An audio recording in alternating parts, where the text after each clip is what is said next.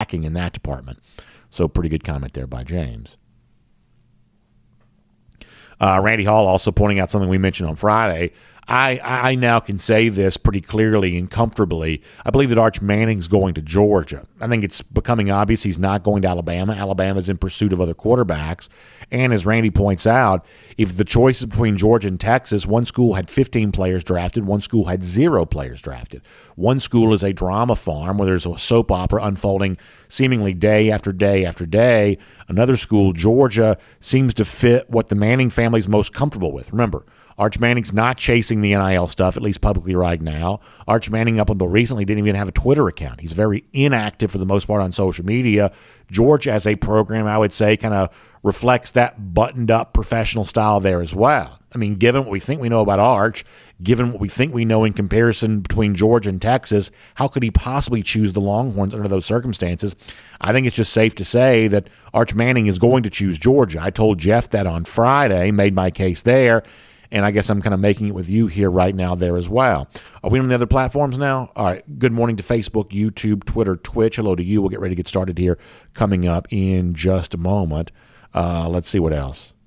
Hemingway says, does Manning want to come and compete against our existing quarterback room? So I think the important thing to remember here is twofold. A, quarterbacks like Manning, generally speaking, aren't afraid of competition. And B, the kinds of programs where a guy like Manning is likely to go, in some form or fashion, they're all going to feature a quarterback competition of some stripe. Now, it may not be exactly like Georgia, but it's going to be something where there are a lot of quarterbacks who believe they're supposed to be the guy. So big-time quarterbacks aren't typically afraid of that, and the kind of programs that attract big-time quarterbacks are all going to have some form of competition that takes place. One or two more comments, and we'll get ready to go.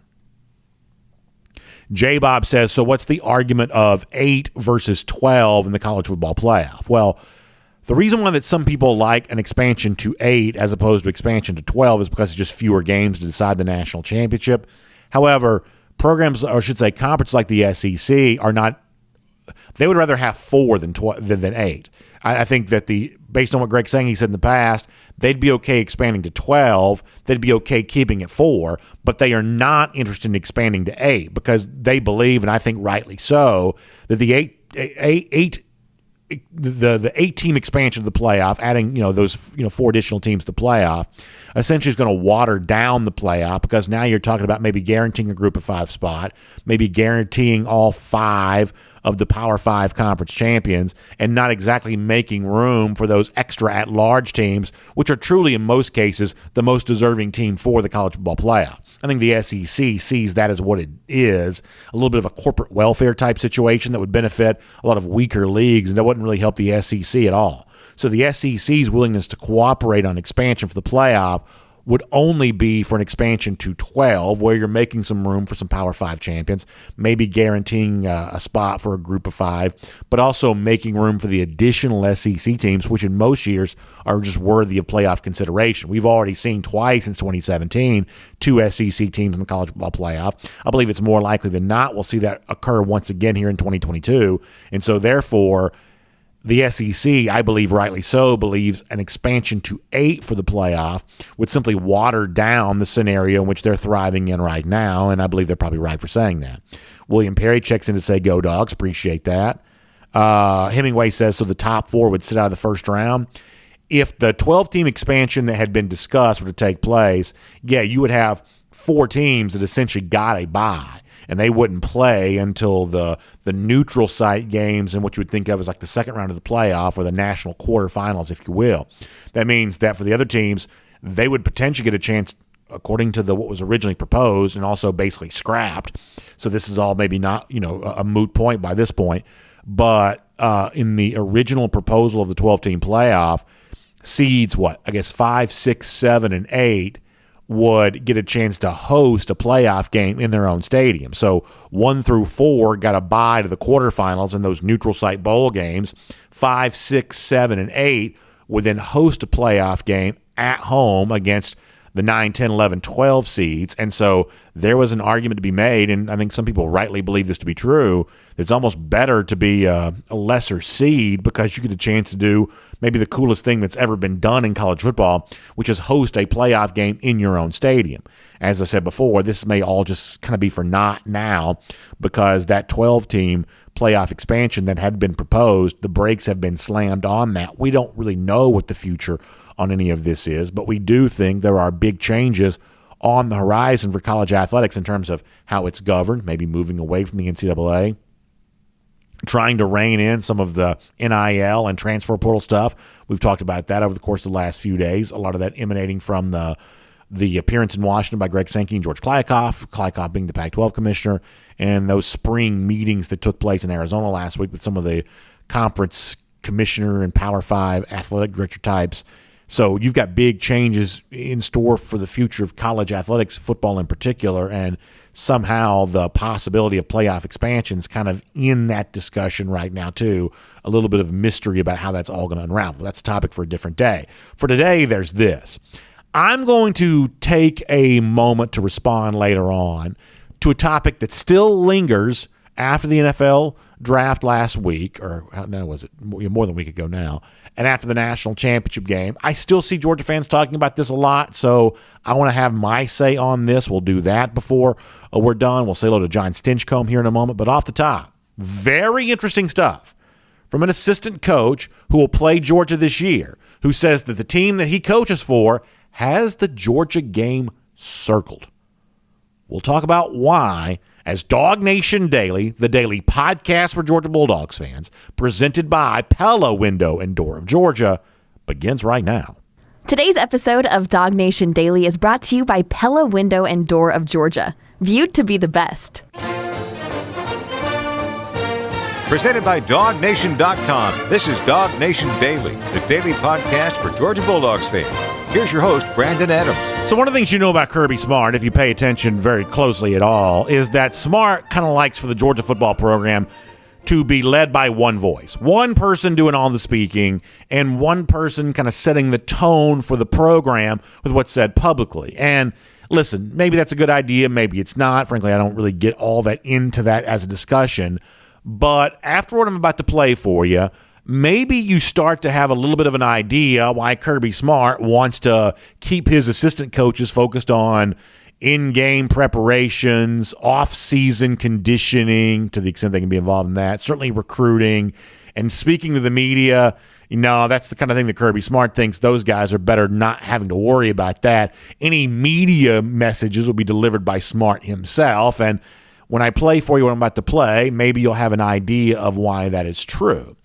I think that a lot of us this time of year, we look around at the Georgia schedule and we start trying to figure out, okay, what are the games that are going to matter for Georgia for the upcoming year? And in fact, on Friday, we played you some audio of Kirby Smart, who was a part of that Chick-fil-A Peach Bowl celebrity golf tournament last week, raising some money for his foundation and just charitable causes in general.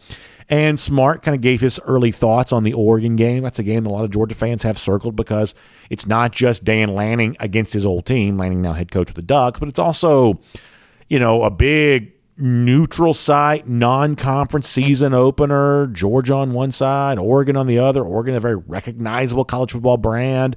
Those uniforms, very, very well known.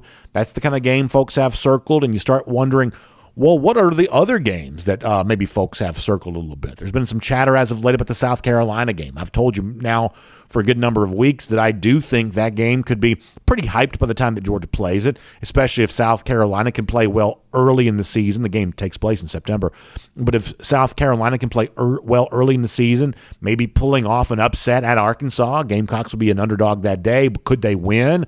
All of a sudden, that makes Williams-Brice Stadium in September for Georgia and South Carolina. It will be very hot that day. That makes that game feel pretty big, and you start looking around where other games might be big. I've said I really only see a couple of instances where I believe that Georgia's likely to only be a single-digit favorite. They will clearly be favored in every regular season game the Dogs play here this year. I believe they'll be a double-digit favorite at least 10 times. They may be a double-digit favorite in all 12 regular season games, but the two games in which I think the Dogs have a chance to be only a single-digit favorite, 8, 9-point favorite, maybe a touchdown, but certainly 8, 9-point favorite may be realistic. At Mississippi State, I think you have a chance for that to be true, and possibly at Kentucky, where I think that has a chance to be true there as well. And it is the Kentucky Wildcats that I want to spend a little bit of time talking about here today, because one of the Wildcats' assistants, his name is Vince Marrow. He's the tight ends coach. He's a recruiting coordinator. I guess he's associate head coach, something along those lines. And apparently he's pretty outspoken. So Marrow goes on radio program there. You've heard of Kentucky Sports Radio, maybe, if you follow the SEC-centric media pretty closely. Matt Jones is the guy there from Kentucky Sports Radio. And I don't know if Marrow makes frequent appearances with Matt Jones or what the story is here. But when Marrow was on KSR last week, that's Kentucky Sports Radio, very openly, Vince Marrow talked about the fact that the Kentucky folks right now, his team, his players, his fellow coaches, kind of have that Georgia game circled a little bit. Now, given what Georgia has done to Kentucky in recent years, the idea that they would speak this openly about what they think is going to happen against Georgia, does this just sound a little weird to you? It kind of does to me. Let me let you hear it with your own ears, and you can judge it for yourself. This Vince Marrow, finger pointed towards the Dogs in November. Take a listen to this from Kentucky Sports Radio last week. You have said that in order for Kentucky to do what you want to do, the next step is beating Georgia. But what will it take for this program to take that next step to beat Georgia? So, I don't know if you remember 18. We were not ready for that game when it was CBS. And you could tell early. I mean, we fought hard, but you could tell it wasn't going to be there. Yeah. But when we played them last year and went down there, I'm telling you, our guys went in. We were not. It was not. We really thought we would win that game. And two plays go differently. You're in it. The drop that they kept showing on the draft coverage, right. and he's a great player. So I'm not crushing him at all. But that little screen pass to Rodriguez, Fortner missed a block on that. And if he had hit that block, Rodriguez was going to score. But I don't think y'all remember. We had 3 field goals blocked. One deal drops the touchdown pass. That's right. We did have 3 field goals. And then we missed the field goal on that, and then we had 2 more field goals blocked. So we lost 30-17. I'm just telling you, if we picked that fumble up, the one they say was no, that fumble, hurt, yes. That's a different game, because now they're only up by 3 and we going into halftime. Have you ever in your entire life heard more woulda, coulda, shouldas than that? Like, that's, if you ever want to know what loser talk sounds like, and listen, Vince Marrow may be the best guy in the world. He may be a terrific football coach. He probably is. He's trusted assistant of Mark Stoops, and I genuinely have respect for Stoops in that Kentucky program. But this ain't it. What does the kids say? This ain't it, Chief? This ain't it right here. The idea of, well, if we had this to happen and that happened, boy, that's a totally different ball game. The notion of, man, they blocked 3 field goals. Yeah, that's the point. Like, you look at that as bad luck. But Georgia also blocked a field goal in the national championship game against Alabama. That's what Georgia does. It makes plays on special teams. This is how not on the same plane you are with UGA. That Georgia's not just looking to make big plays on defense and big plays on offense. More on that in a moment. They're also looking to make big plays on special teams. It'd be like Sam Pittman, which you would never do, saying, well, if we just didn't have that punt blocked against Georgia, how much better that game would have gone. But that's the point. When you put 11 dominant football players in your special teams, you're going to block kicks. You're going to make plays on special teams, and you are going to render games over in the very early stages of it. You're going to send the thing to garbage time quickly because you're making plays on special teams too. That's not an example of how it could have gone better for you. That's an example of why it was as bad as it was, because Georgia was also capable of making plays on special teams there as well. But all of a sudden, you kind of remember back to that Kentucky game here a little bit. Remember the work they did? Fans were booing. People were furious. People are so mad that Kentucky was trying to drive and score late in that game. Total garbage time scenario. Game was well decided. Point spread players were leaning in, but everybody else was, for the most part, checked out, heading back to the tailgate. But Kentucky's down there calling timeouts, and they're trying to score. There at the end, and at the time you're like, what is this about? Why does Kentucky even care? Like, this game is long since decided. But all of a sudden now you fast forward to summer and you've got, this Kentucky assistant going on local radio show saying, oh, man, the score was 30-17. Man, we were so close. Yeah, but you scored on the last play of the game to even make it that. Otherwise, you're about to lose by 3 touchdowns. Like, no one who watched Georgia-Kentucky, the game was on, by the way, national television. ESPN's Game Day was there. But nobody who watched that game thought it was close at all, nor did it have any chance of being close during the game. At least that's what most people would have kind of concluded from that. But apparently you got a Kentucky assistant trying to sell his local fans on, oh, man, this is the game we have circled because it could have been so much closer the last time we played. Yeah, I know we were a top 15 team hosting them with a chance to win the East in 2018, and as he admittedly says, we weren't ready that day. We got dragged up and down the field. But, boy, last year could have been so different. And apparently Vince Marrow believes this upcoming season's game could be the one in which they actually get this done. I am shocked somewhat to hear an SEC assistant already talking this openly about a game against Georgia that won't be played for several more months. But I hope the folks in Athens are listening, because Vince Marrow apparently thinks that Kentucky's got something for Georgia coming up later on this year, once again from Kentucky Sports Radio. We physically thought, and Kirby even said it, when they keep asking about all these media days, he said, they keep saying about Kentucky, he said, are you guys serious? He said, that's one of our toughest games every year. You talk to our players. So I think, again, going into this year, you take every game, but I think it's going to come down to that game. I think it's November 19th here or something like that. Next to last game, yeah. Yeah, I think I like when you got... Do you like having it at the end of the year? It's the next to last game of the year. It's going to be cold, probably. Yeah. It's going to be... Hey, Kroger Field will be rocking. It'll be cold. It'll be a good time to play some football. So I don't typically do this, but Michael, if you don't mind, I want to play this clip again, because at one point in time, Marrow says something and gets cut off. He says, I like our ...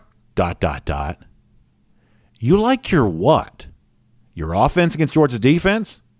Your defense against Georgia's offense? Your chances of winning the game? What is it exactly that you like in comparison to Georgia? Listen to this clip one more time and notice this. He's about to say something. He gets cut off, and I am begging you to finish this sentence if you're Vince Marrow. Take a listen to this. We physically thought, and Kirby even said it, when they keep asking about all these media days, he said, they keep saying about Kentucky, he said, are you guys serious? He said, that's one of our toughest games every year. You talk to our players. So I think, again, going into this year, you take every game, but I think it's going to come down to that game. I think it's November 19th here or something like Next that. to last game, yeah. Yeah, I think I like when you got... Do you like having it at the end of the year? It's the next to last game of the year. It's going to be cold, probably. Yeah. It's going to be... Hey, Kroger Field will be rocking. It'll be cold. It'll be a good time to play some football. I like our... If I could hear him finish that sentence, oh my gosh, how happy would I be? Now, the truth is, I'm not really mad about this. I mean, honestly, I wish more coaches were like Vince Marrow here. He's willing to talk about a game that he thinks is big for Kentucky. He's willing to be candid about all of that. It's actually fun to have coaches speak this way, and honestly, I'm really not that mad at him. But I do think this is a little bit different than how business normally gets done. And maybe this is an example of just being the national champion, got a bigger sign on your back or whatever else. But that's a coach who believes his team can pull the upset. And he says, hey, one of the things we have going for us, it's going to be cold at Kroger Field, Commonwealth Stadium, coming up in November. It was also cold in Knoxville a year ago, at least somewhat, and that stadium was also rocking there as well. And the Vols fans got, the Vols team got beaten up pretty good by Georgia that day. So the cold didn't quite help Tennessee last year in November, but maybe Lexington this year, maybe it really is going to be different. But it's interesting to hear a guy like Vince Marrow, Kentucky assistant, on radio there in Lexington, kind of already talking about that. I said before, I hope the Georgia team's leaned in on this. I hope they are noticing. This isn't fan. This isn't blogger. This isn't, whatever else. This is coach on the team saying, we're going to use the cold in Lexington in November as a way of showing that we're finally ready for UGA. We proved it last year by losing 30-17, but this is the year we get it done. That's what Vince Marrow seems to be selling on all of this. Now, let me use this to make a slightly different point here for a moment. kind of in the same vein. If you go back and look at that Georgia-Kentucky game last year, it's actually, I believe, not proof of anything related to Kentucky the way that Marrow tries to sell it there. But it's actually, I think, a pretty interesting statement about Georgia that we ought to keep in mind for the upcoming season.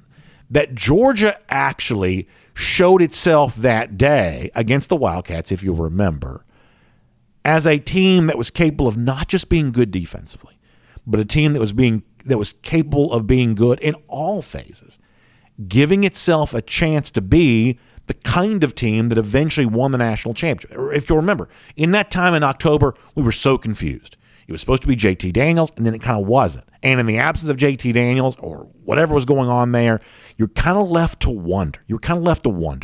What kind of offense was Georgia going to be with Stetson Bennett at the helm, with Bennett doing some of the things that most Georgia fans had been led to believe that JT Daniels was going to do? That Vince Marrow, speaking about the Kentucky game, is actually kind of an interesting time for us to go back and revisit the Kentucky game here for a moment, because I think that was the day that a lot of pretty smart, plugged-in Georgia fans started to realize, hey, you know what? Maybe this really is a pretty special team. Not just because they're great defensively, although they were, because they have a chance to be pretty explosive offensively there as well. In fact, after that game against Kentucky, that's one of the things that Smart talked about, the explosiveness that he had seen from his offense against the Wildcats. And that was the day that a lot of Georgia fans started being believers in the Dogs, but also Bennett in particular. So maybe Vince Marrow doesn't quite remember this part, but Kirby Smart, you better believe he does. This is what he said last October. I say it all the time. Be aggressive. Take what they give you. And if they continue to lower the safeties, put them in the box, and they were bent on not letting us run the ball, which I really think we could run the ball. But if it's easier to throw it and it keeps them off balance and you're rolling, we did a good job in the passing game. So keep that in mind. Kirby Smart says maybe we could have run it, but they were stacking the box, so we threw it. And on that particular day, Stetson Bennett outplayed Will Levis. And when you hear about Kentucky's chances of pulling an upset against UGA, that name of Levis is one you're going to hear a lot, because you're already seeing him projected. Pro Football Focus, some of these outlets are already projecting him as a first-round quarterback for the upcoming season. And that's one of the quarterbacks a lot of folks are wondering. We even said this a couple of our shows last week. Is Georgia ready to do battle against a quarterback like that, a guy that's going to be getting this kind of hype? Well, last October he was. Levis, the guy who a lot of the hopes and dreams of the Wildcats this upcoming season, it rests on his shoulders. Guess what he was against Georgia? On 42 attempts, he was just 192 yards passing. He did throw 2 touchdowns, but he only averaged 4.6 yards per attempt. By comparison, Stetson Bennett threw more touchdowns. He threw 3. Threw for more yards on just 20 attempts, 250 yards on 20 attempts. That's an average yard per attempt of 12.5. And you can say, well, Levis was competing against the Georgia defense and Bennett was just competing against the Kentucky defense. That's true, but that's also kind of part of the point here, is that in the game, doing what is required on that particular day, Bennett outplays Will Levis. So the Kentucky game a year ago is an example of how good Kentucky is, or how ready Kentucky is. It was actually the precursor to what eventually became a national championship season for UGA. But now that the Dogs are the reigning champs, boy, isn't there a bigger bullseye on the back of these Dogs? Isn't there a bigger target here? Isn't there more off-season chatter? Not just from media types, not just from fans, but actual assistant coaches who believe, oh my gosh, we were just so close to pulling an upset a year ago. And we get the benefit, Vince Marrow says, of being at home this year, where it's going to be cold in November, where it's going to be rocking there at Commonwealth Stadium. All of that working to the advantage of the Wildcats against UGA. Y'all, this is fun.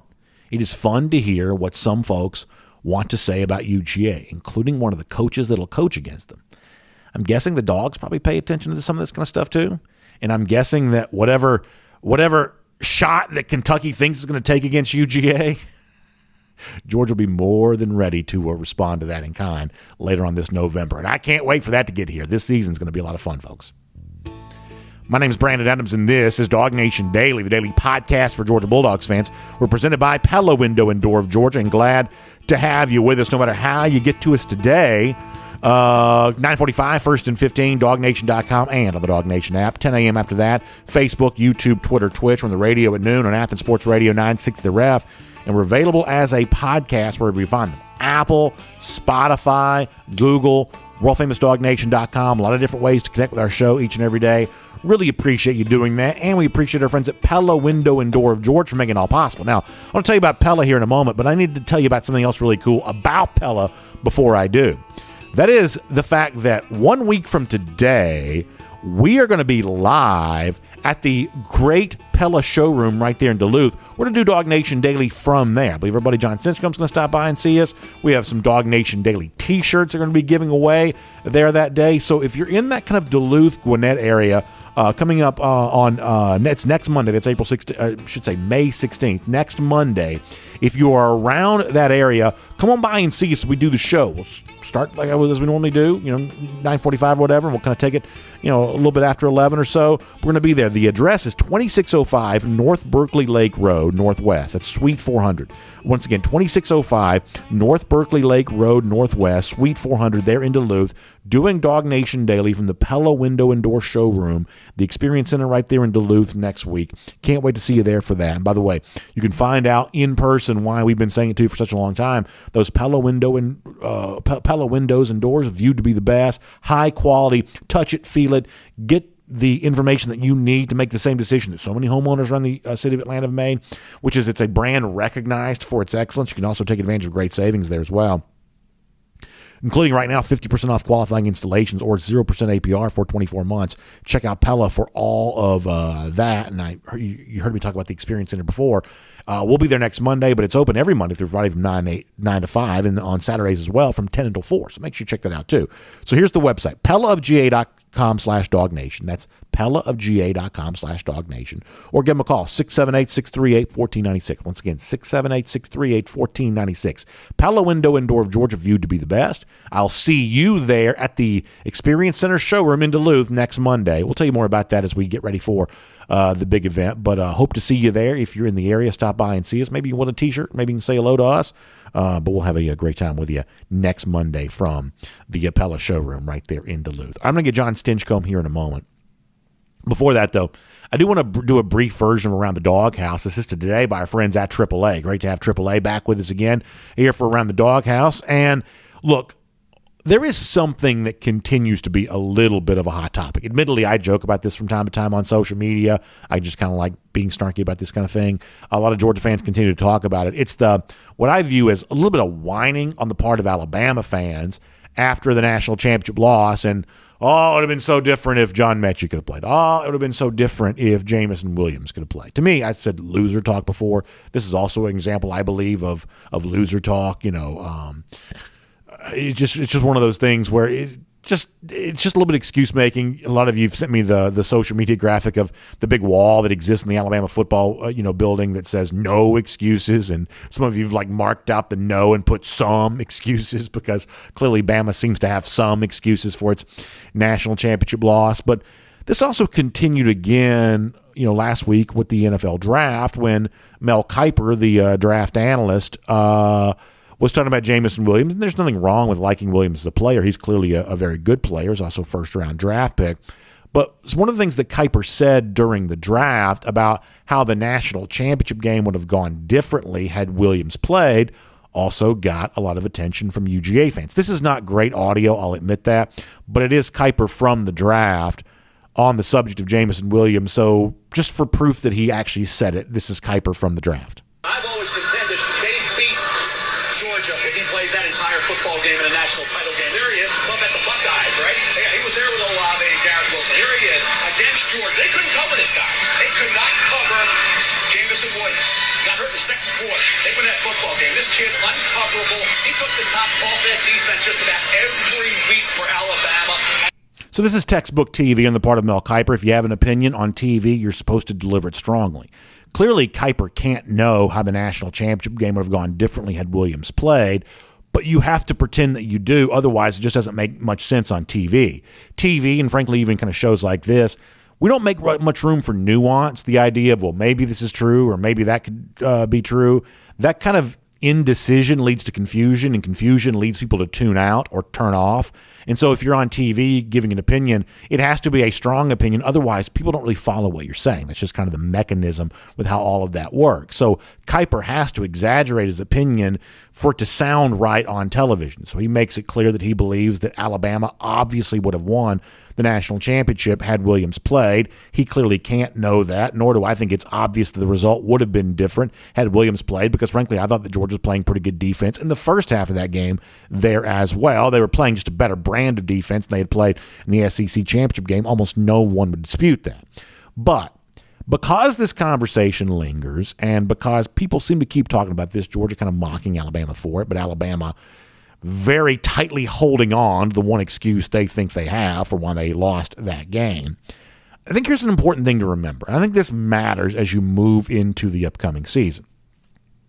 That people make a big deal about Mechie and Williams not being able to play in the title game, but how many people remember that Devontae Smith also got hurt in last year's national championship game there as well? And it may seem like a wild coincidence that in 2 consecutive national championship games, Alabama lost a star receiver. After all, very different kinds of injuries that took them off the field. They, in some respects, don't really seem connected. But I've told you this before, and I'm going to keep saying this over and over again, that the reason why Georgia's reigning national champion and Alabama isn't, I think there are a few reasons why. First of all, Georgia's a program that's strength, I believe, was somewhat decentralized, meaning there wasn't any one player most responsible for that. There wasn't any one Georgia player who you could have taken off the field and completely hindered Georgia's chances of winning. Georgia as a program was just more balanced than that. They just had too much program depth, not just on the great defense, 5 first-round picks, but on the offense as well. As we said before, around that Kentucky game midpoint of last year, Georgia kind of turned it on offensively a little bit too, and all of a sudden they were playing a pretty complimentary brand of football. There wasn't one player that would have completely removed Georgia's chances of winning the national championship. Some people thought its own first-round level receiver, George Pickens, might be that guy. Pickens, of course, taken in the second, but he could have been a first-round pick. But the point is, even his injury for most of the season didn't slow Georgia down all that much. It just wasn't the case. But on the Alabama part of this there as well, this is the thing that I think Alabama fans need to come to full grips with. This is not the same kind of team it used to be. Alabama used to be known for big physical athletes. It used to be a program known for its size. Now it's a program that's led by quarterbacks and wide receivers. And by their nature, quarterbacks and wide receivers are just smaller. They are thinner, more frail athletes. They are more prone to injury. Now, I'm not going to predict an injury for Alabama for the upcoming season, but when your best player, in the case of Bryce Young, is like 5'11", honestly, you are at an injury risk. When your best player is Jameson Williams, no matter how fast he is, no matter how much he can run by people, if that's your best player, if that's what your hopes are for winning a national championship, if they are pinned on him, you are at a greater risk to lose him because of injury. Smaller players are just more likely to get hurt. It's just simple. It's just simple. That when you think about what Alabama used to be, Derrick Henry at running back, great offensive and defensive linemen, big players who are inflicting damage on someone else. All of a sudden, the profile of Alabama has just gotten smaller. It's gotten thinner. It's gotten shorter. It's gotten more frail. And those players are going to be at a greater threat to being injured. 2 consecutive national championship games, the star wide receiver has left the game because of injury. Very different kinds of injuries, but small players more prone to deal with that. This is what Alabama has become. They have traded the physical dominance they used to have for the explosiveness they think they need. And there is no free lunch with these kinds of trade-offs. If you become more finesse, you will become less physical in the process. And that lack of physicality has hurt the Crimson Tide. It is not a coincidence. It's worth paying attention to. That is Around the Doghouse, and it's assisted today by our friends at AAA. As I said before, it is great to have AAA with us here on Around the Doghouse here today. Always fun having them, that card in my pocket every single time I'm traveling and going places. I've got that card because I need their legendary roadside assistance. There's all kinds of other things that AAA does for you there as well. But this time of year, you're on the move, you're traveling to see your kids play youth sports, you're going on vacation, you're getting away for a weekend excursion, whatever else you got going on. If something goes wrong, flat tire, anything like that, that AAA membership is going to come in handy. So if you go to AAA.com, you can find your local AAA club, and you can get hooked up and ready to go when it comes to all of that. So make sure you check that out today. AAA assisting us with Around the Doghouse here today. All right, so before we are done on today's program, we'll probably make a little bit of fun of the Florida Gators here a little bit. Also, a pretty radical suggestion by what I think of as a pretty radical football coach. A lot of folks don't seem to like it. I guess I'm probably in that camp there as well. We'll tell you about that before we're done today there as well. But for now, on everything else related to Georgia football, kind of what comes next for the Dogs, big talk from some of Georgia's opponents about the upcoming season. Let's cover all the bases with that. Let's talk to Jon Stinchcomb here on DawgNation Daily, presented by Pella Window and Door of Georgia. From Athens and across the SEC or wherever the recruiting trail may lead, here's a DawgNation.com insider. Always fun to talk to Jon Stinchcomb. And, John, welcome back to the program. I hope that you and your family had a great Mother's Day weekend. I'm sure you were doing something fun there. It's a cool time of year to be celebrating those that we love. And I hope that for your wife, who I know is a great mother, and all the other folks there in your life there as well, I hope you all had a great Mother's Day weekend, John. I'm sure, hopefully, felt very honored. And as all the moms out there in Dog Nation, hope they felt the same way. It was a great weekend. That's good to hear. John, I want to bring you into a discussion I was having a moment ago before you joined us, which is when you look at already, I mean, I played some audio of a Kentucky assistant coach talking about, they just felt like they were so close against Georgia a year ago. And, yeah, maybe some of the other big games they've played against UGA, they weren't ready for that one. But, boy, they're ready for this one for this upcoming year. And it's going to be cold in Lexington. They're going to have a chance to pull that upset, win the SEC East. Kentucky actually one of the few teams in the SEC not to win a division since this league went to the division format in the early 90s. But the point here is, there's just a little bit different kind of talk that exists when you're the national champion. At least it seems to be the case. There are already media types saying, well, watch out for South Carolina against Georgia, or, somebody may try to make the case for Oregon at some point in time. But just a little bit different kind of sign on your back when you're national champion in terms of that's just a game that everybody seems to have circled. As well they should. I mean, you're talking about the national championship winning best team in football coming at you. And now's the time of the year where every program should be pumping up their guys. They need to be motivated. They need to feel like they have a chance, so that they're putting in the best work that they can in preparation for the season. So it's not surprising to hear some of these comments being made that are coming out of these places where you're going, hold up now. I mean, Kentucky fared okay at times, but it wasn't all that close when you get back to it, and the better team won. And I think you just have to chalk it up to this is the time of year where you're trying to motivate your guys. You want them to feel empowered. You want them to feel motivated and want to be the best they can heading into the season. But it's not all that shocking to think that people have Georgia circled when they're on the calendar, and as well they should be. Georgia's the title holder and now the cup bearer that everyone else is shooting for.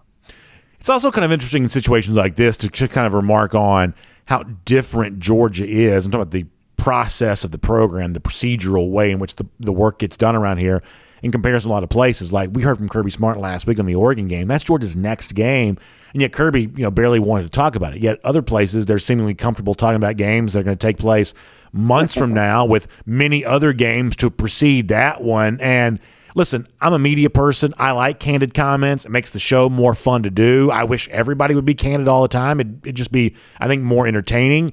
But you also kind of understand why that candor can be a potential distraction for a place like UGA, why Smart tries to keep things as buttoned up as he does around here. And it's also sometimes just a little bit remarkable just to stop and reflect on how different UGA is, the business of college football in a place like Athens in comparison to a lot of other places.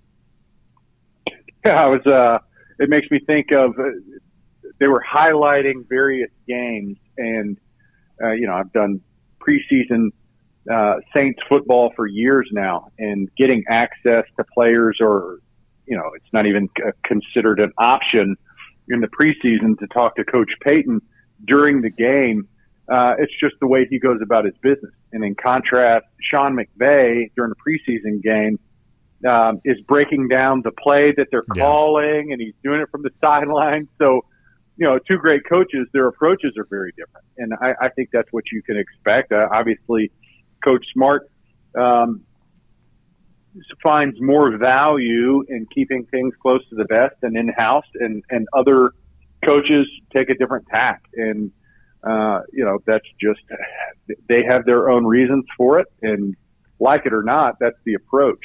And, it certainly has paid off this past year for Coach Smart. And I think you read in some of the comments from the players, and they were a very tight group this past season, which led to some great things overall in the program. So you can appreciate the approach from that perspective, but it certainly does limit your ability to kind of understand some of the decisions. I know that was part of our discussions this past year, especially with the quarterback issues that you ran into. If maybe just a little more information would provide some clarity and might not create some of the storm, at least on the outside, as how it appeared. So along those lines, I'm sorry, go ahead. Yeah, I'm sorry, go ahead. Yeah, that's it. Yeah, so along those lines, Smart did talk about the Oregon game a little bit last week, and it's kind of interesting that in terms of the preparation that Georgia's kind of going through to get ready for any season opener, but in this particular case, because you've got a head coach that never coached a game before,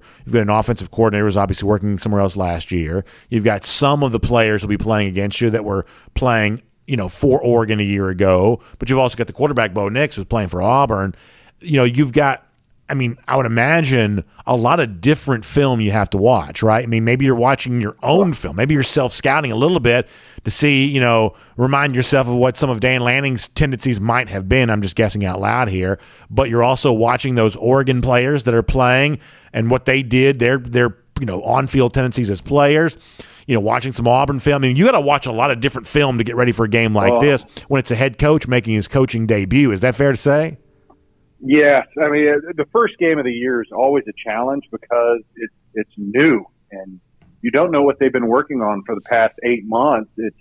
There's a lot of turnover, usually in personnel and schemes and approach, and there can be new wrinkles. And when you have an entirely new staff and as much turnover as Oregon has experienced, including the addition of Bo Nix, somebody that Georgia is familiar with, but certainly not in the system, in the setting that Oregon offers, it's going to be a real challenge just to be prepared for the litany of options a team like Oregon can throw at you. Obviously, their identity is still in the process of being created, but I always think that that's a real challenge to get ready for.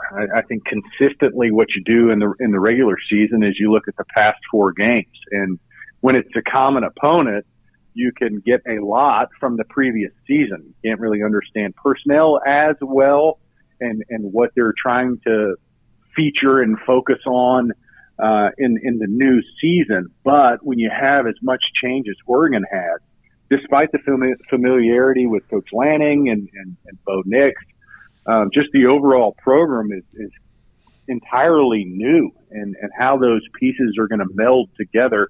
I think Oregon is still trying to figure out. So from Georgia's perspective, it's an even more daunting task. Now, what you focus on if you are Georgia is yourself, what you have in your locker room, who we are, trying to create that identity.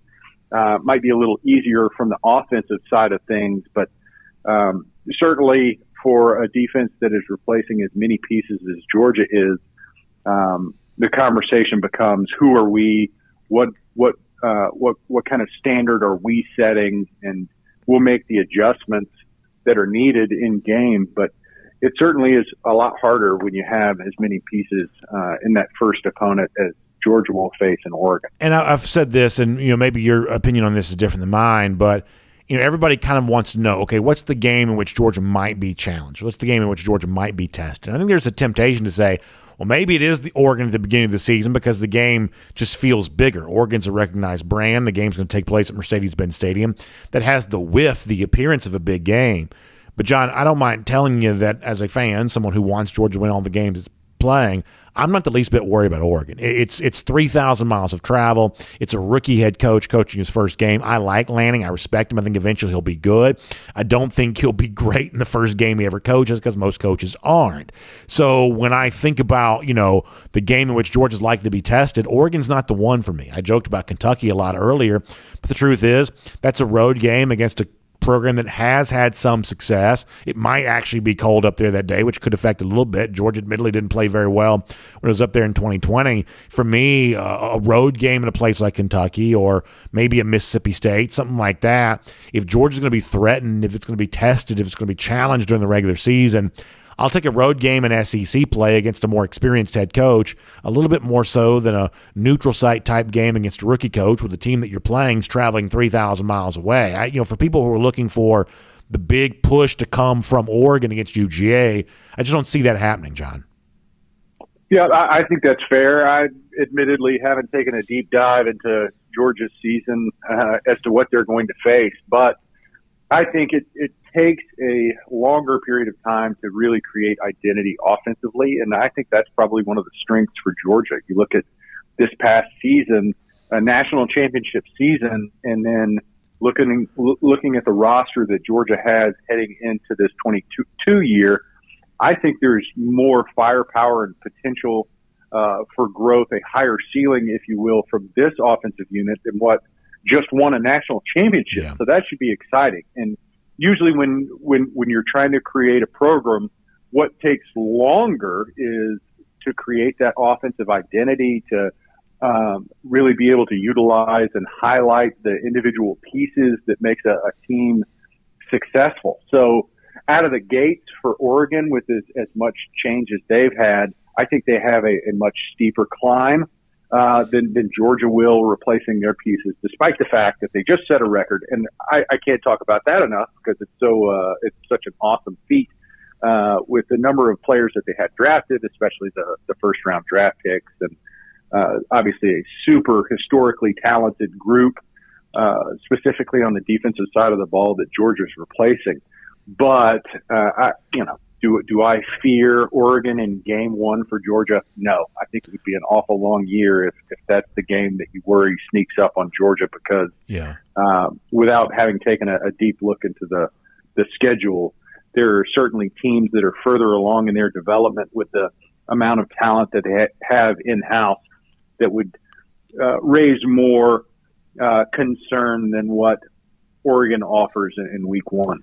Let me finish with this. I'm going to apologize to my producer, Michael Carvel, because this is a different question than I'd planned on asking you, so our graphics can be thrown into chaos on this. But I am curious about your opinion on something. It seems like there's some movement over the last week or so to, I guess, try to put the toothpaste back in the tube a bit on the NIL issue. Greg Sankey and George Kliakoff, the Pac-12 commissioner, they were in Washington last week. There were some very outspoken athletic directors, including the guy from Colorado, at an event that took place in Arizona last week, that the kind of chaos that has defined the news cycle for the last couple of months, it starts to feel like it's too much for certain people. Is it too little too late on this, John? Or for those who do want a little bit of change back in another direction, can something still be done on this? Yeah, you know what? I think once you allow that gate to swing as open as you have, it is almost impossible. You've allowed third parties to contract and contact players directly. And it doesn't take too much work and thinking to think about ways that could be very, very problematic, especially when you see it's almost like recruiting announcements are coming from businesses that have signed contracts with potential transfer players. And you're going, wow, this is a totally wild world. So the NIL deal, I'm sure they would want to put on restrictions and some guardrails that were needed. But we're almost past the point where you can legislate and control aspects of it that you would have wanted to from the get-go. And I think really what you can probably adjust easier is the transfer portal. And you could probably cite the fact that, these players that are moving from spot to spot with, at a rate that seems startling. 2,000 plus players names in the transfer portal seems like an awful lot to me. I think you could probably legislate that a little better, thinking about the academic side of things, which seems like an afterthought, which, ultimately I think we could all recognize probably has very little to do with the school itself.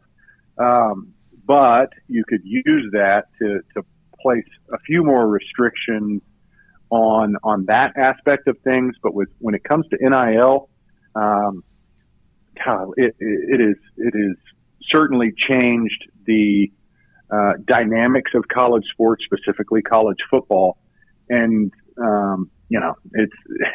it is like trying to put the toothpaste back in the bottle. It's a fascinating thing, John. I appreciate you taking time to weigh in on this here today. Always fun to get your thoughts and everything going on here.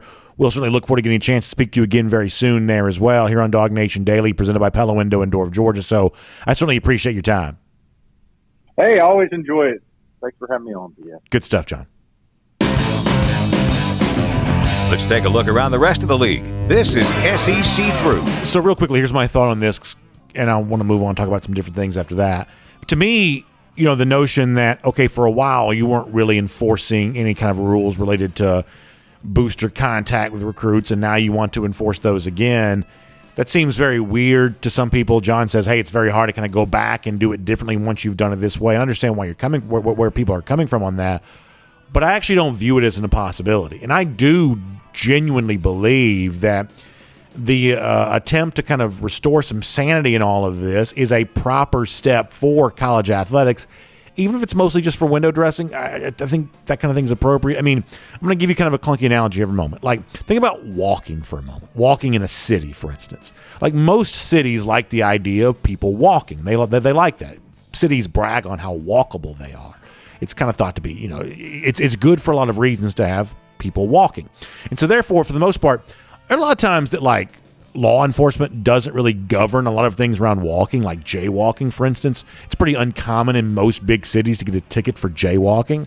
But here's the thing that some of you also know, that statistically speaking, walking can sometimes be a little dangerous. Like, you do have pedestrian-related accidents in big cities all the time, and sometimes something bad will happen. Maybe enough bad things will happen with somebody walking in the streets, walking when they shouldn't.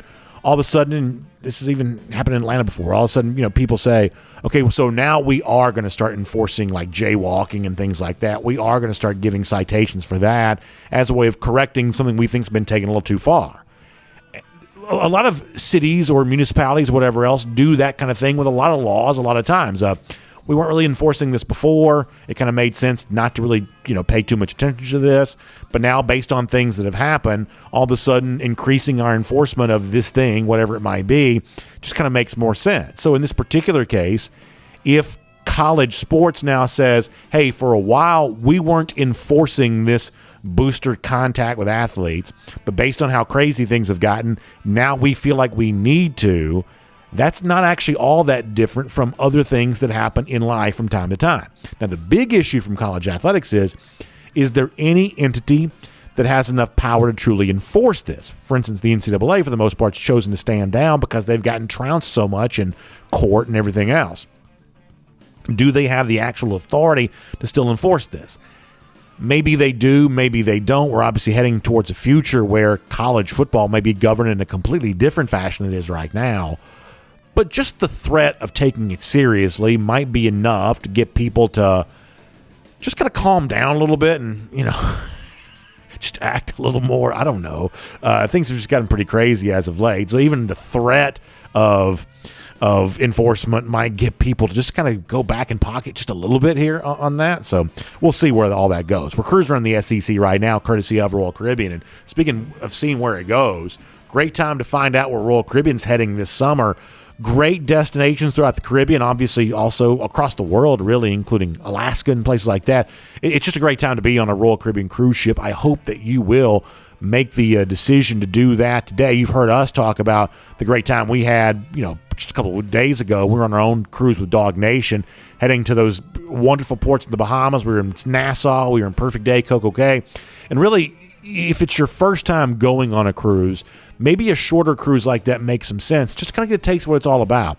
You can, short drive to Orlando area. That's where Port Canaveral is, just down the road from Orlando. Easy to kind of get to. You can go on a 3-night cruise that goes to Nassau, that goes to Perfect Day, Coco Cay. You can do a 4-night cruise, which also includes kind of a sea day in there, so you have more time to experience the fun things on board the ship. It's kind of a great way to get started on a Royal Caribbean cruise vacation experience. And so after that, you're ready for the 7-day, you're ready for the longer journeys, more exotic ports of call. But maybe one of those 3 or 4-day type things in the Bahamas, leaving out of Port Canaveral, maybe that's just a good first step for you. So if you think it might be for you, your family here this summer, check out my friends at the Cruise and Vacation Authority. They can help you get booked up. You can find them online, tcava.com. That's tcava.com. Or you can give them a call, 770-952-8300. That's 770-952-8300. You can check them out today. So a lot of you may have watched this on Saturday. Rich Strike won the Kentucky Derby. As big an underdog, I think it's officially the second biggest underdog to ever win the Derby. Amazing story, just not even in the field as of Friday. He was an alternate horse, a scratch of another horse, gave him a chance to be in there. The horse itself only cost $30,000. Most of these horses are like $1 million plus propositions. It was an amazing upset. I was at a Kentucky Derby party. Everybody was thrilled about that. Some folks had some money because it's just kind of fun to throw a little, money down on such a big underdog. And then you also have a pool going on. And when the person who thought they had the least chance of winning actually wins, there's just something really fun about that.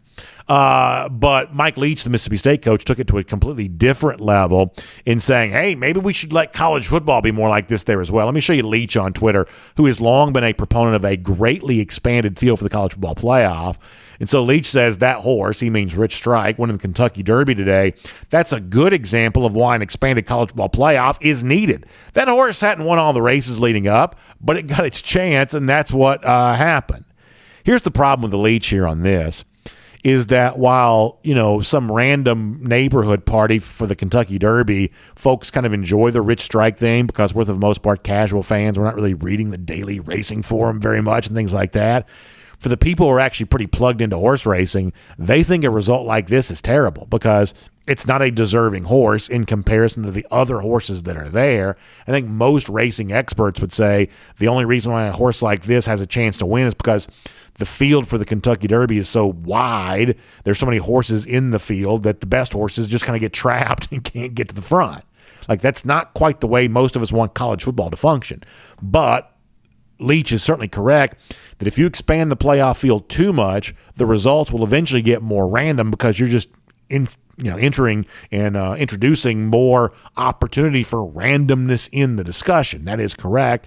That's why most people, like the idea of some playoff expansion, maybe going to 12, for instance, but not going too much more beyond that because there are a lot of weird things that can happen in a physical, violent sport like football if you force these teams to play more games. I think Leach likes the idea of anybody being able to win because as long as the championship and the playoff are reserved for the very best teams, I think Leach knows he has no chance of being in that discussion. So obviously randomness benefits you if you can't succeed in the normal way. By the way, speaking of difficulty succeeding, how about the Florida Gators? 2 weekend commitments for them. And listen, we're not going to bag on players here. We don't typically do that. But they do take a 3-star athlete, Creed Whittemore. They take a 4-star offensive lineman. I believe it's Najee Harris. I believe that's how you say the name here, Najee Harris. That's a 4-star guy, but ranked outside the top 300 when it comes to the 24/7 Sports composite team ranking. Here's the honest assessment of all of this. If Billy Napier, as Florida coach, is going to greatly raise the level of recruiting success that Florida enjoys, there isn't much evidence yet that's going to happen. Now, listen, we're still a long way away from the completion of Napier's first full cycle as Florida coach. That won't come until December and then next February. And clearly, Napier is doing some things at Florida different than the way business had been done before. He's got a bigger recruiting staff. They're taking this stuff more seriously than Mullen ever did. But the results so far are a lot of offensive linemen outside the top 300, athletes who are more of the 3-star variety, transfers who played for him at Louisiana. This is not yet a program that is pursuing a dramatically different caliber of player than it was before. Maybe that happens eventually, but thus far, the Napier era hasn't brought about that great change as of yet. There is still some, air quotes here, recruiting season off in the distance where Florida's going to start attracting great players. That was kind of Dan Mullen's line, and thus far, the Napier era sort of feels a little bit the same way there on that. Then finally there's this, and admittedly this probably means nothing, but I guess some folks had spotted this and sent this to me. Dion Bowie, former Georgia recruiting target, Texas A&M signee, on his Instagram story this weekend, just put a picture of himself taking a UGA visit with the eyeball emoji. Like, it probably means nothing. It really does. But I don't know, man. In this day and age, I guess, I don't know. Maybe you can't rule anything out. I really think this probably means nothing, but I mean, you just never know these days, I guess. So anyway, we'll make that cruise around the SEC courtesy of our friends at Royal Caribbean. And in honor of Mother's Day, what a great weekend it was, Golden Shoe related to that here today. Mary Delp, the mother of Oscar Delp, of course, a great signee for Georgia's 2022 class. Obviously, Mary kind of became a little bit of sometimes parents kind of become famous during the recruiting process just because they're kind enough to share some of their thoughts, and Mrs. Delp was. So a lot of folks have kind of gotten to know her through a lot of this. She had a great tweet over the weekend that I wanted to share. To me, this kind of speaks to what Georgia does really well. This is what Mrs. Delp says on Twitter. Why did we pick UGA? Because it is home. Family, she says. I cannot tell you how many UGA football staff, current and former staff members, reached out to me to wish a happy Mother's Day today. She says, true friends met on the recruiting trail. Thank you. You know who you are. Go Dogs. That's what they do, man. They develop those relationships. That's why they're so successful. How about our Gator Hater Updater? 4,869 days since Florida's won a national championship. And our Gator Hater Countdown, Dogs back in Jacksonville, 173 days from right now. We'll see you tomorrow. DawgNation Daily, presented by Pella Window and Door of Georgia. And on video. Time now for the R.S. Andrews Cool Down. R.S. Andrews is the one you turn to for your air conditioning, heating, plumbing, and electric needs. It was not super warm this weekend, admittedly, but you know hot weather's coming. And when it gets here, you want to make sure that your AC unit is tuned back up to factory fresh specs to be ready to go. So find R.S. Andrews online at rsandrews.com, and they can take care of that for you. What I can take care of for you is some comments. So we'll take your comments here today on Facebook and YouTube and Twitter and Twitch. And I'll go to YouTube first today because I don't think I've started on YouTube in a couple of days. Normally it's because they're still arguing about something that I can't quite decipher. But nonetheless, we'll start on YouTube today and let folks kind of set the standard, set the pace for our conversation here for right now. Jay Shipe says it's been 35 days since a YouTube start. There's no way that's true. There's no way that's true. Lesko says time for the R.S. Andrews Cool Down, a.k.a. YouTube show. See, there you go. See, Lesko knows what's up. Tennille, thank you for the kind words. I appreciate that. Wally Smith says we're all good over here today, so that's good to know. Foster Moss says, did I see where they booed Dabo at the Braves game? No, I did not see that. I did not see that, but that's great to hear. That is great to hear. Frank Patterson says, I'm 100% a Braves fan, but I'm not going to lie. That walkout intro song that Mets relief pitcher has is the best thing since Major League's Wild Thing. I haven't seen that either. I'll have to try to find that. That's pretty good. I was very happy to see the Braves back in the 74 unis over the course of the weekend. Excuse me on that.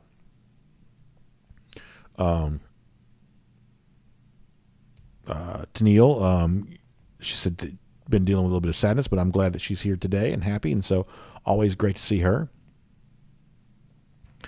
Let's see what else.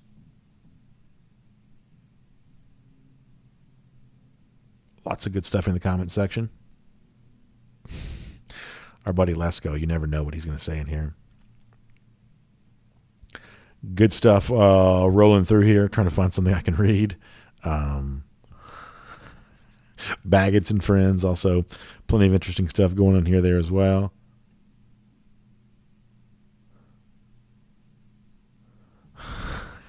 I'm just telling you right now, man. You just never know.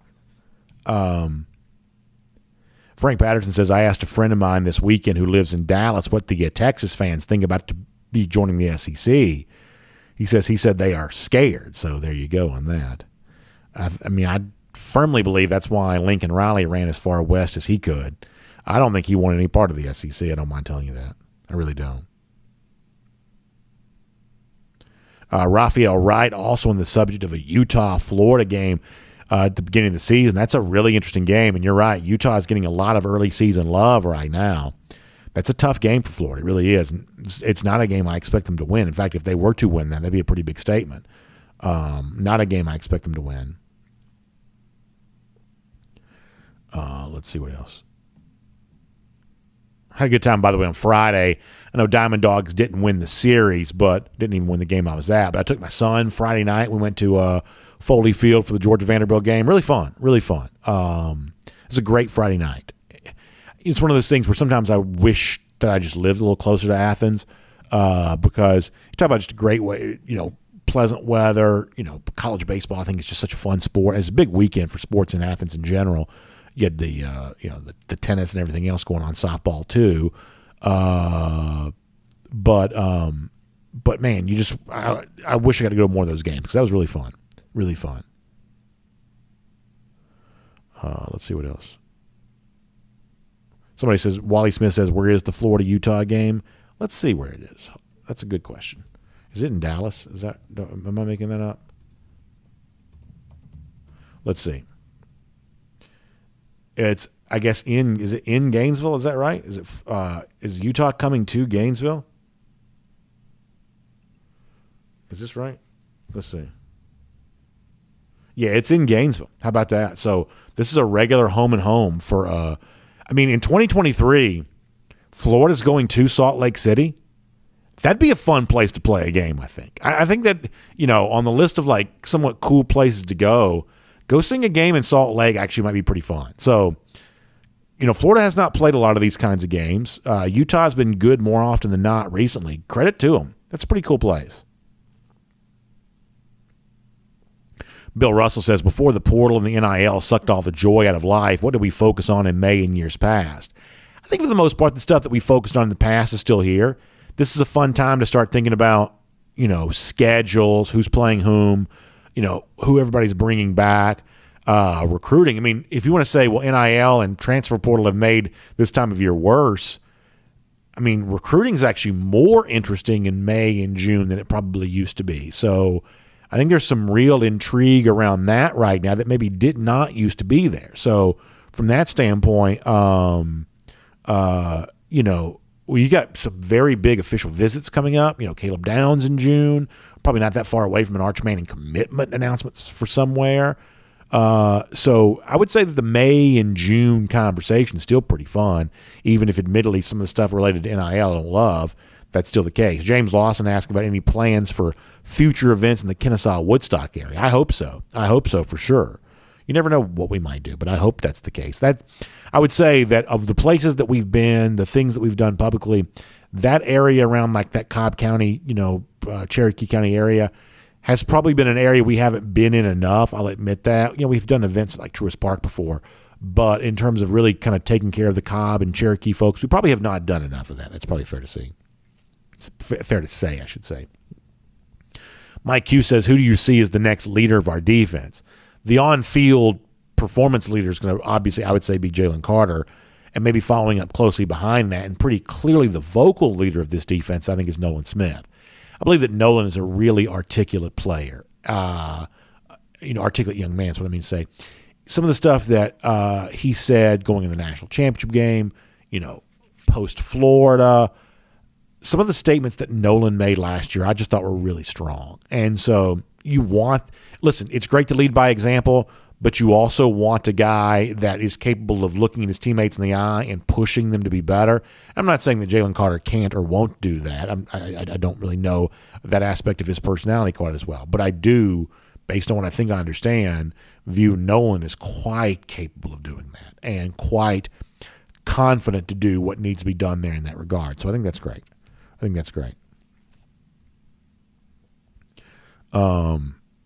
Scorecheck says Saban's current winning streak against former assistants is 0. What is Kirby's current streak against former assistants? That's pretty interesting. So he beat Pittman last year. which former assistants? Obviously, Lanning will be the season opener. Shane Beamer beat him last year, so that's 2. Is it 2-0? Is that what it is right now? No, I guess he beat Pittman in 20, so that's 3. Is it 3-0? Is that right? Y'all help me. How many former assistants has he beaten consecutively?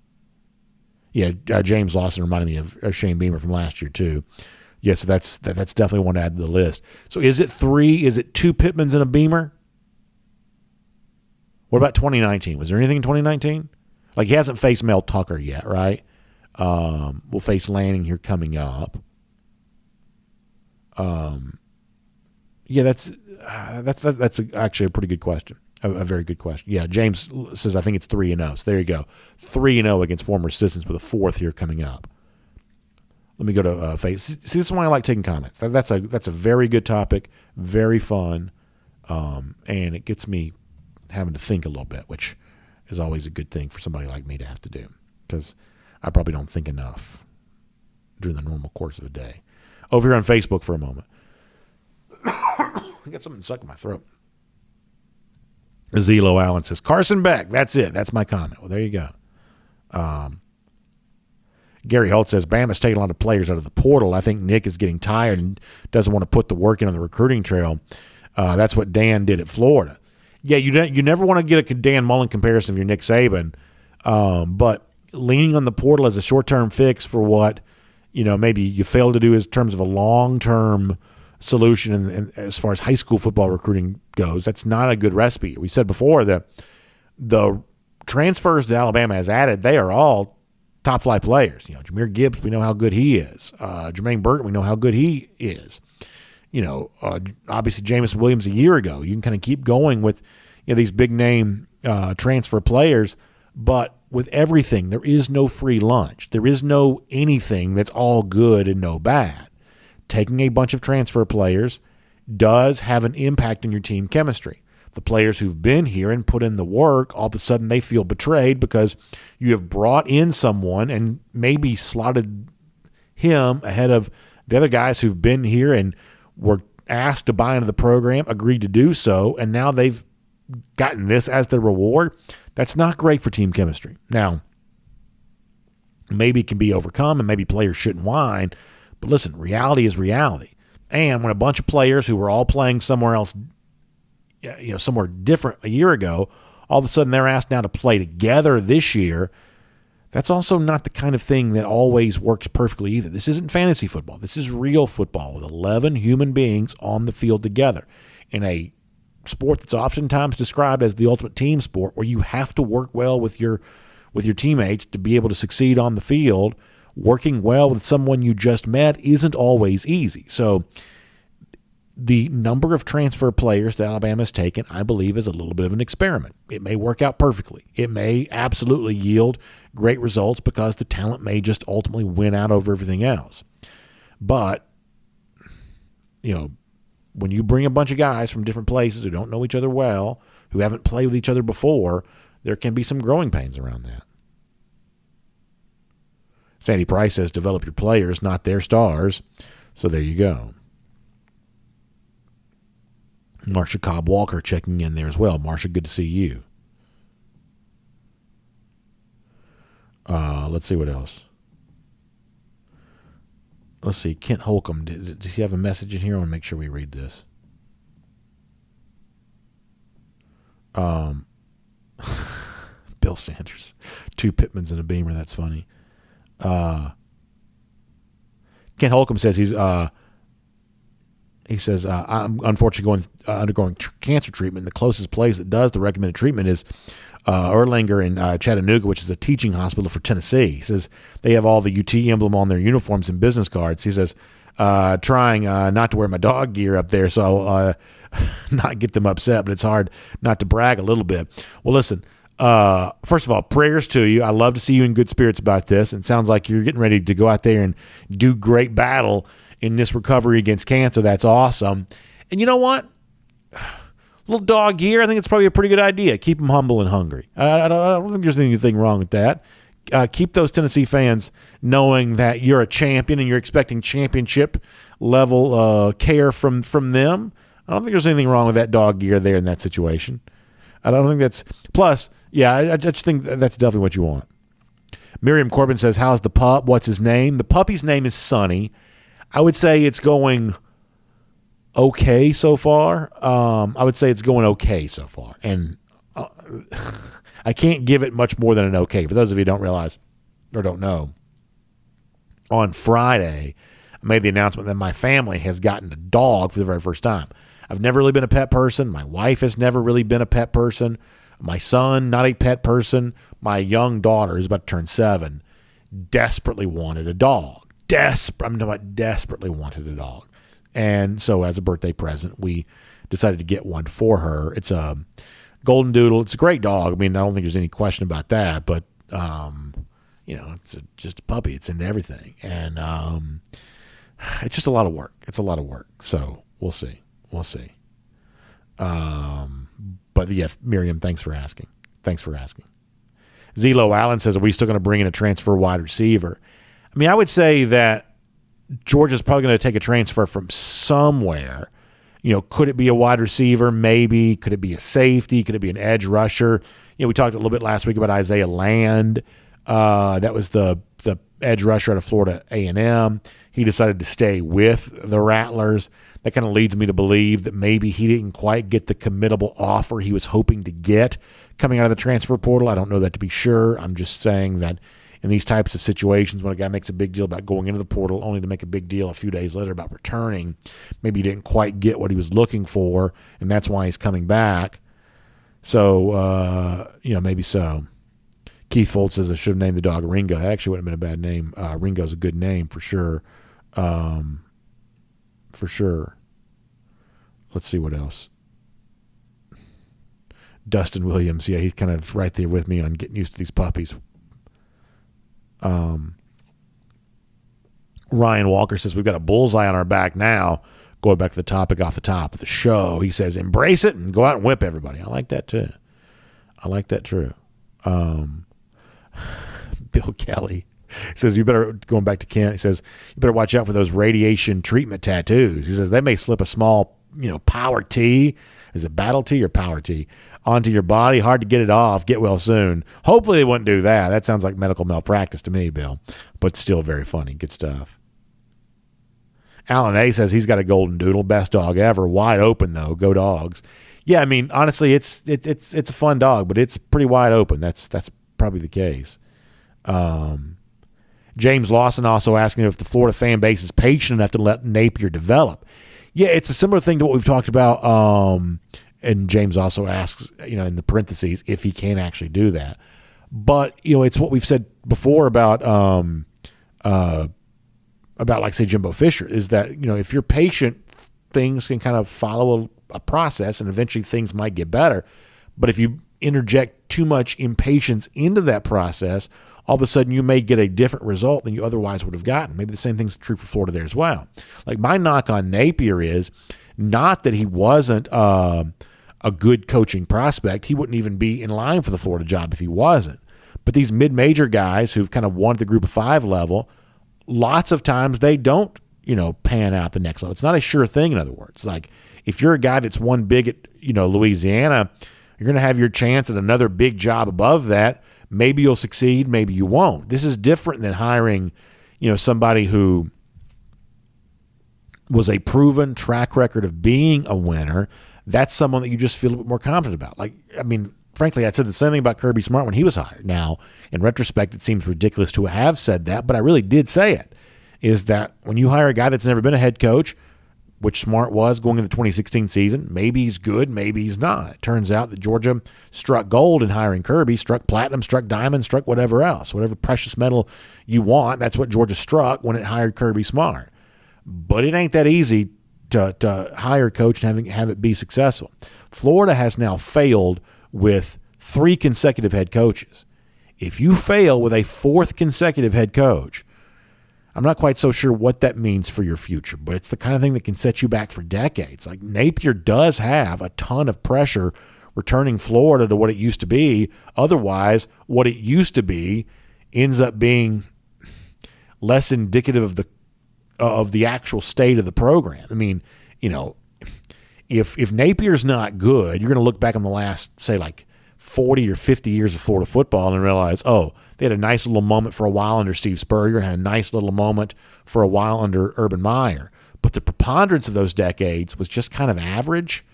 I mean, it doesn't take much to go from being the kind of program that feels like you should win national championships to the kind of program that used to win national championships and now is just kind of whatever's left. J.D. Dogwalker says, is Jeff's dog Peaches a doodle as well? I don't know. That's a good question. I don't know the answer to that. That's a very good question. Diedrich Frazier says the Gatorator countdown is going to double or even triple if they don't pick some higher level game-changing recruits like we do with every commitment. I think Diedrich's kind of right about that. Now, I do think that Florida's competitive right now with a few top names in the 2023 class. I think that's the case, but are they going to pull enough of those? Let's see. Back on YouTube here for a moment. By the way, Raphael Wright also says no fan base is patient anymore. To a certain extent, that's probably true. Lesko says the Georgia running game is going to be better this year than it was last year. I think when I look at one of the areas in which I do think that Georgia has a chance to be better, even than a national championship season, offensive line running game is one of the places my eyes kind of gravitate towards. Our buddy AKA checks in to say, says, I just can't to this day wrap my head around Brock Bowers not being a Mackey finalist, especially not winning it. It really is one of the strangest things that's ever happened. He says, it reminds me of Herschel not winning the Heisman as a freshman. Yeah, I mean, it's one of those things where, like, did they just not know about him? Because, I mean, a lot of teams play college football. There's a lot to watch, a lot to pay attention to. Did they just omit him? Because when you look at the guys that were, finalists ahead of him, I think even Jalen Weidermeyer being one of them, it's just laughable. Bowers was one of the best players in the country last year, regardless of position. The fact that he was a freshman doesn't change that. And the award for the position that he plays, not honoring him, or not even seemingly unaware of what he was doing, is a grotesque omission and a huge failure. It just is. And it's as simple as that, AKA. You're absolutely right. All right, we got to get ready to go, y'all. Appreciate you being here.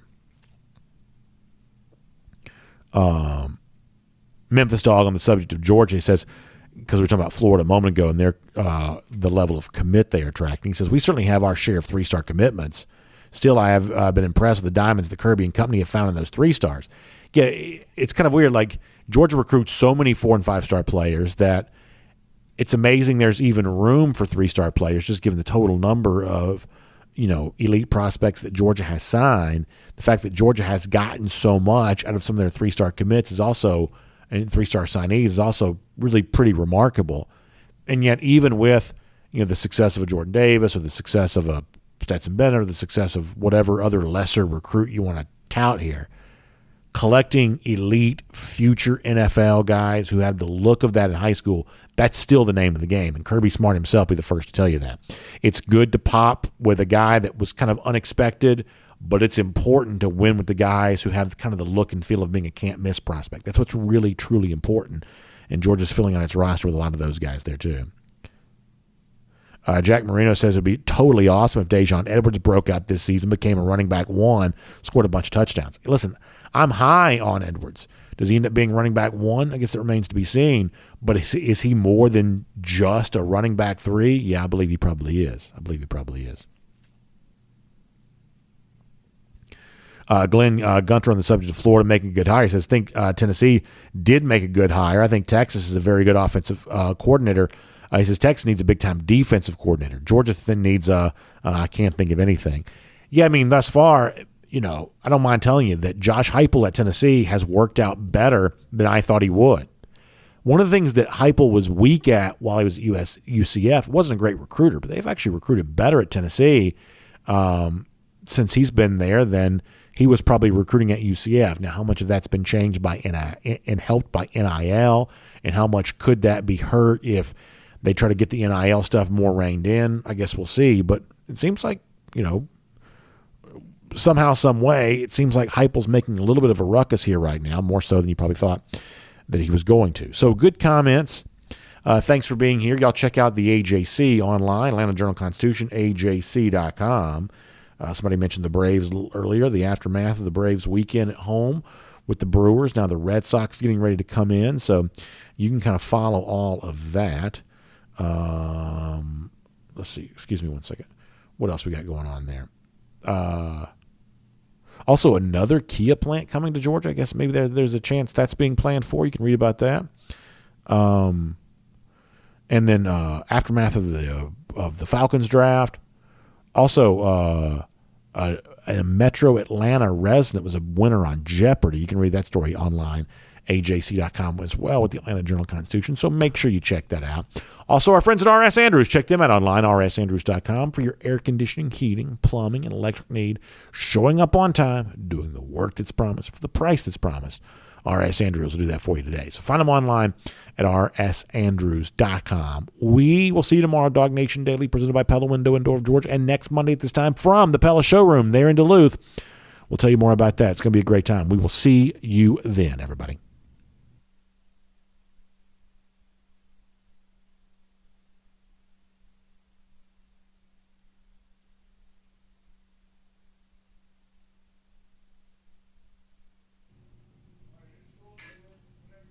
Thank you very much.